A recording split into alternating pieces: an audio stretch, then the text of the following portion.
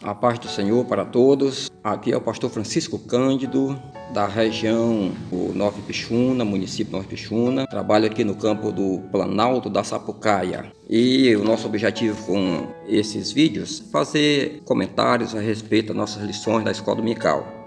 Com simplicidade, só para discorrermos sobre alguns trechos das lições.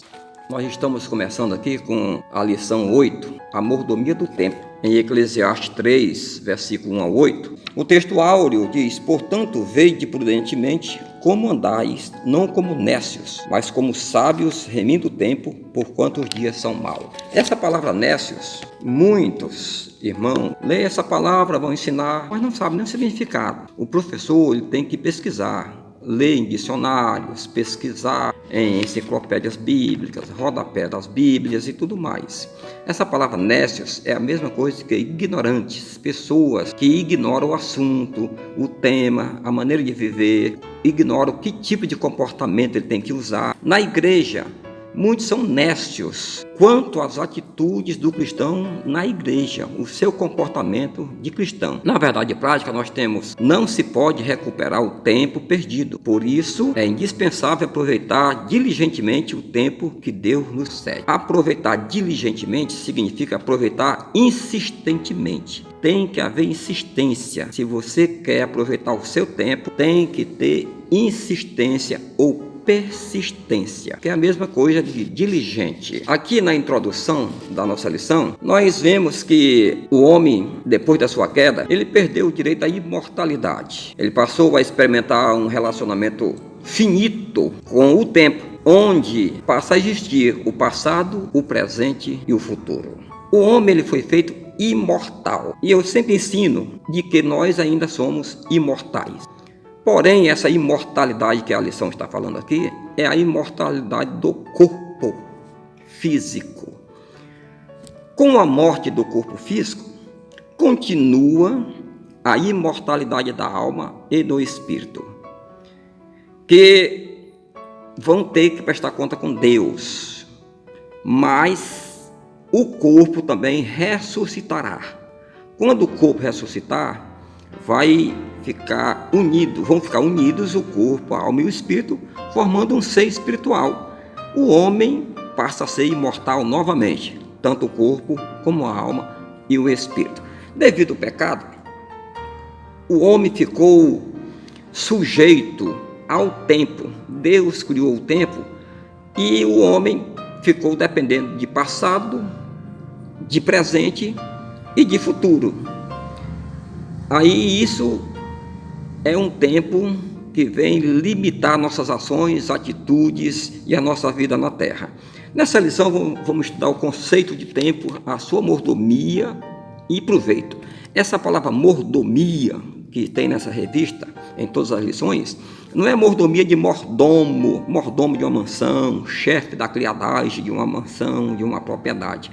Essa mordomia aqui quer dizer administração. O mordomo de uma propriedade, ele é o administrador daquela casa, mas a mordomia aqui é a cristã. E nesse momento estamos estudando a mordomia ou a administração do nosso tempo. Conceitos importantes aqui a respeito da mordomia. A palavra tempo, essa palavra ela tem significados variados, depende do contexto que você está lendo. O tempo ele pode ser sinônimo de época. Tem o tempo das quadrilhas, tem o tempo do carnaval, tem o tempo de cruzadas evangelísticas, tem o tempo de praia, o tempo de inverno, o tempo de verão, o tempo de muitas coisas. São épocas, períodos, prazos, tempo musical, também existe um tempo musical, tempo verbal, dependendo do assunto que você está lendo, está estudando, essa palavra tempo pode variar. Igual a palavra mundo. Tem o mundo mundano, o mundo terra, planeta, e tem o mundo cósmico, o universo. E tem o mundo biológico, o mundo científico, o mundo religioso. Depende, a palavra mundo tem muito significado, tá? O tempo na Bíblia e na teologia. Vamos ver aqui. No princípio, a eternidade No Gênesis, o livro das origens de todas as coisas, fala a respeito do princípio. Em Gênesis 1:1 diz assim: no princípio criou Deus os céus e a terra. Essa palavra no princípio já vem da eternidade. Não tem um dia, um tempo no passado que começou. Tem esse tempo no passado para nós humanos, mas para Deus tudo é presente. No princípio criou Deus os céus e a terra. Isso foi na eternidade. A eternidade não tem princípio, não tem começo, não tem nada. Esse princípio é só para nós humanos entendermos que houve um tempo que tudo foi feito em relação a nós, mas em relação a Deus esse tempo não existe, é eterno. Deus criou os céus, não está dizendo que criou o céu. Existem 3 tipos de céus: ouranos, mesorâneos e epurâneos, tá? Esse céu ourano é o céu inferior. Nós encontramos ele em Gênesis 1:20, quando Deus criou o firmamento e as aves foram voar, foram habitar nesse firmamento. Deus criou o firmamento ou a face da expansão dos céus. Também tem Lucas 17:24, onde a Bíblia diz que Jesus vai voltar, é como um relâmpago que sai nos céus e vem lá de cima e todas as pessoas vão ver descendo. Esse Ouranos é o céu atmosférico, onde estão as nuvens, as chuvas, onde acontecem os trovões. É esse céu que nós enxergamos aqui com nossos olhos, a expansão mais baixa, que a Bíblia chama de inferior, céu inferior, tá? O Mesorânicos é o céu intermediário, onde estão as estrelas, é o céu planetário, o céu astronômico. Em Jó 22:12, nós encontramos esse céu. Vamos dar uma olhada aqui em Jó 22:12, o que é que diz aqui? Porventura não há Deus nas alturas do céu? Olha para as estrelas mais altas. Que alturas! Esse céu é o céu estelar, onde estão os cometas, os planetas. E o céu Epuranos é o céu superior, que a Bíblia chama de céu dos céus. Veja o Neemias 9:6. Nós encontramos esse céu. Só tu és Senhor, tu fizeste o céu dos céus e todo o seu exército. Observe que tem a expressão o céu dos céus. É um céu superior. Em João 3:13, Jesus diz: ora, ninguém subiu ao céu a não ser aquele que desceu do céu, o Filho do homem que está no céu. Essa expressão se refere ao céu dos céus, ao terceiro céu, ou ao céu de Deus, que é a Nova Jerusalém. Vamos ver o que está escrito em 2 Coríntios 12:2. 2 Coríntios 12:2 diz assim: conheço um homem em Cristo que há 14 anos foi arrebatado até ao terceiro céu. Ora, se tem o terceiro céu, é claro que tem o primeiro e o segundo. Os judeus, eles se referem a esses 3 céus assim: Ouranos, Mesorânico e o Epurâneo, tá? Ouranos, Mesorâneos e o Epurâneos, sendo que o Epurâneos é o céu superior, o céu dos céus, onde o homem não vai. No princípio, Deus, os céus e a terra. A maioria dos estudiosos da Bíblia concorda que esse princípio é indefinido, pois é o tempo de Deus. A palavra Yom, no hebraico, corresponde ao dia de 24 horas.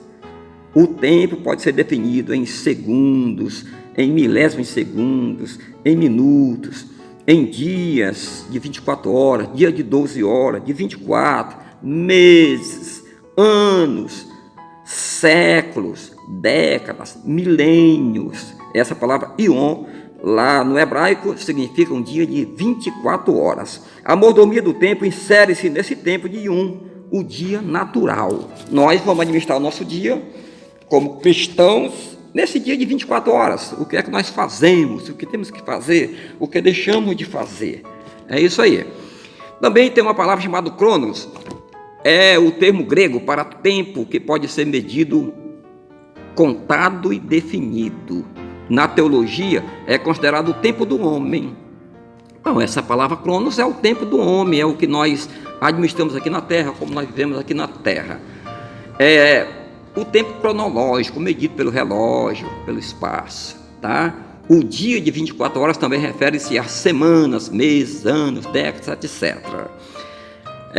No Salmo 90, um Salmo de Moisés, vemos a expressão de Moisés no versículo 12 e 14. Ele diz: ensina-nos a contar os nossos dias, de tal maneira que alcancemos coração sábio.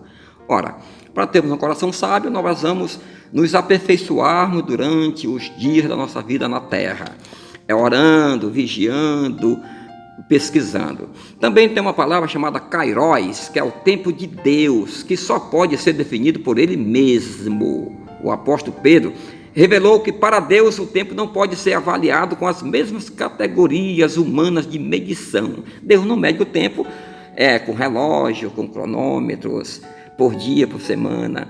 É por isso que diz as Escrituras que o apóstolo Pedro falou, 2 Pedro 3,8, que um dia para o Senhor é como 1000 anos para nós.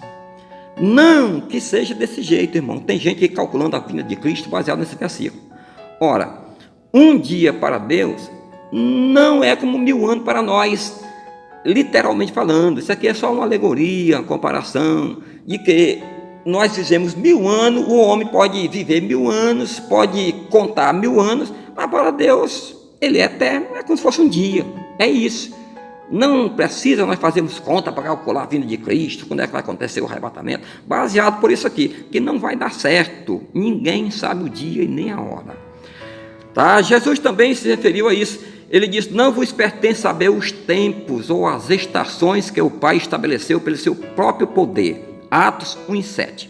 Jesus falou para os apóstolos que não pertence a nós humanos saber os tempos do futuro, os tempos da eternidade, e nem as estações que o Pai estabeleceu pelo seu próprio poder. Tem muita gente aí procurando pastores, reveladores, profetas de várias denominações para adivinhar a vida dele, revelar o futuro. Irmão, não pertence a nós saber o futuro, os tempos, as estações que Deus preparou pelo seu próprio poder, nem para Israel e nem para nós.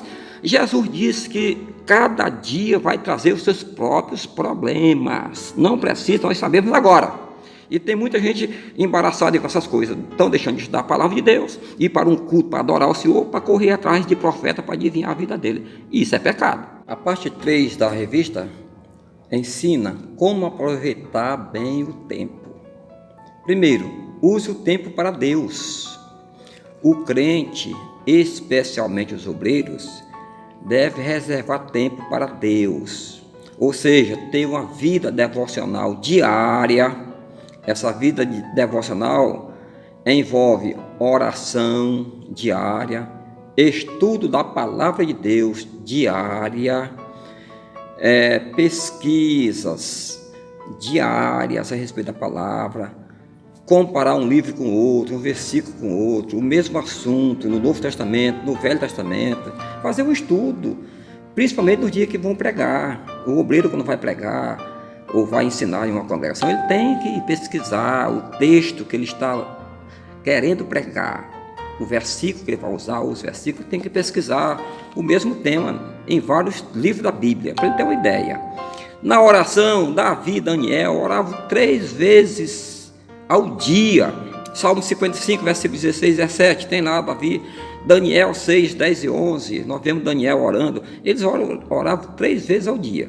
Jesus orava diariamente, ele era Deus e é Deus, mas ele orava todos os dias. Mateus 26, 41 a 44, nós vemos Jesus orando. Na leitura da palavra, o obreiro, o crente, principalmente o obreiro, aqueles irmãos que têm cargo, as irmãs que têm cargo, tem que ler a Bíblia, estudar a Bíblia diariamente e meditar em tudo que você está lendo ou estudando. Nós temos que meditar. É por isso que o salmista diz que ele meditava na lei de Deus na sua cama, no seu leito. Quando estava deitado, dormindo, quando ele acordava de madrugada, ele ficava meditando. Até na cama, a gente às vezes perde sono, ou antes de começar a dormir, logo cedo, ou lá para de madrugada, a gente perde sono e começo a meditar na lei de Deus. Eu até hoje faço isso, eu oro, às vezes de madrugada, até deitado, eu fico orando ao Senhor, meditando, fazendo plano. Tenho muitas ideias de construção à noite, de madrugada, quando eu estou deitado, meditando na palavra de Deus. Medito no que eu preguei no dia anterior, medito no que eu vi dos irmãos pregando nas igrejas. Às vezes eu fico meditando na minha cama. O obreiro deve ler e meditar, e precisa estudar a Bíblia. Nós temos que estudar a Bíblia.